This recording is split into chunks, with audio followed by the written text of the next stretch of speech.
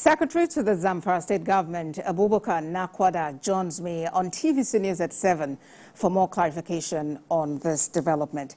Mr. Nakwada, you have distanced yourself from this letter circulating on social media. But how do you think the letter came about? Was it a case of misrepresentation or outright forgery?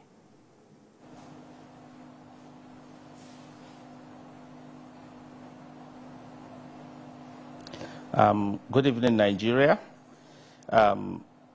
Just like we have made it abundantly clear in our press briefing yesterday, and we are still maintaining our position, the entire content in that letter is a forged document, and there is no way where a responsible government that is responsive to the yearnings of the people of Zamfara under the able leadership of Dr. Dauda Lawal will go into that kind of arrangement.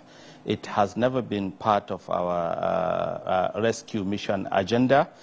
Security is topmost in our priority areas, followed by education, health, and so on.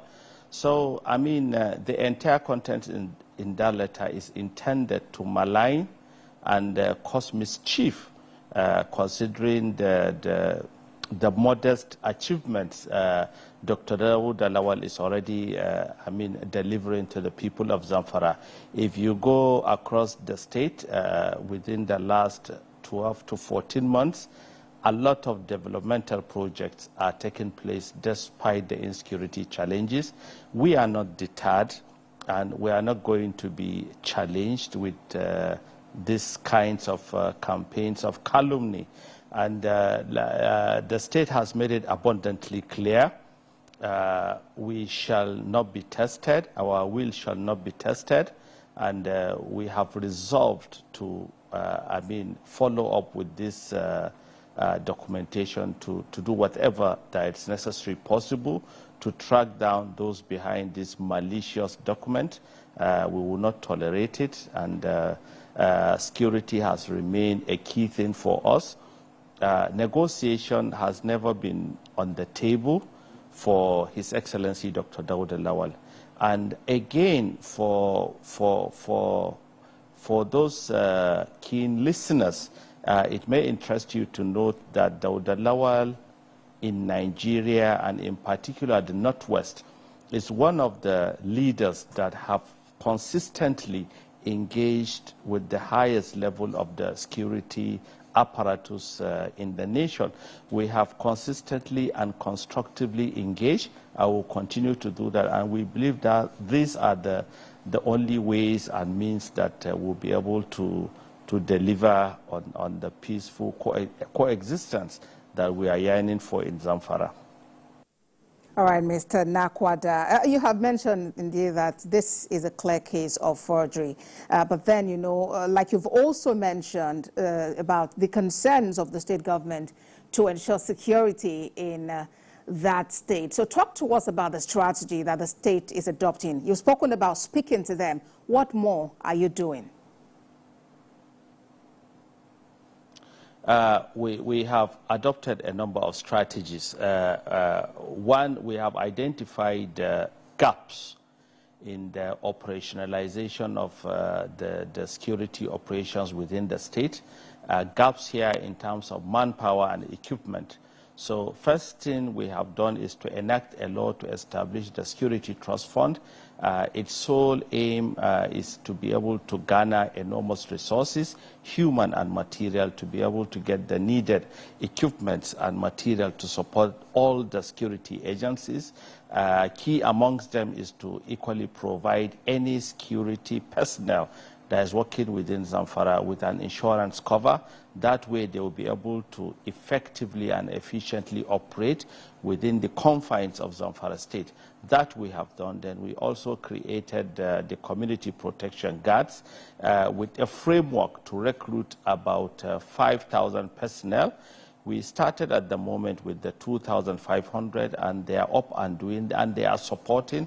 And the whole idea is that they have a standard operating procedure, which they are expected to work within the provisions and the ambit of the law that established them. And they are equally expected to work within the conventional security forces. Here we mean the Nigerian police and all the Nigerian military and all the DSS. On no account should any of our CPG now operate on their own. So in essence, it's just intended to enhance operationalization and also ensure that we cover the ungoverned spaces that are so enormous within Zamfara. That is why Zamfara has continued to be a safe haven for the bandits. All right, Mr. Nakwada. For the terrorists. I hear you, Mr. Nakwada, but let's talk about one again? other issue that is quite a germane in Zamfara State, and that is the issue of mining, illegal mining. And, you know, this issue also came up in this letter, which you have now debunked. What is the state government doing to stop this menace and to ensure that the state is safe? Thank you very much. You see, mining is equally on the exclusive list, just as the security is also on the exclusive list. By the time we took over a year ago, 14 months ago, we already met the ban on mining in Zamfara State. And we haven't made any significant effort to even request the federal government to lift the ban, because we realize the reports we have met is that mining is part of the things that are fueling the insecurity. And we said, well, since it's on the exclusive list, we'll continue to give the federal government the needed support, the needed cooperation in order to clamp down on those doing mining. At no point whatsoever that the state government ever participated since we took over in any kind of mining, even if it is a laterite mining. The Zamfara State has never been part of it. Talk less of, say, somebody is coughing huge sums of money that are meant to improve the livelihoods of the ordinary citizen of Zamfara to pay any bandit. So, I mean, that is what I've got to say. But, of course, we are working on frameworks to collaborate with the Federal Ministry of Mines to see that this mining aspect is streamlined for the general benefit and for the social well-being of the people of Zamfara and the nation at large. All right, Mr. Nakwada. Secretary to the Zamfara State Government, Abubakar Nakwada, thank you for talking to us on TVC News at 7.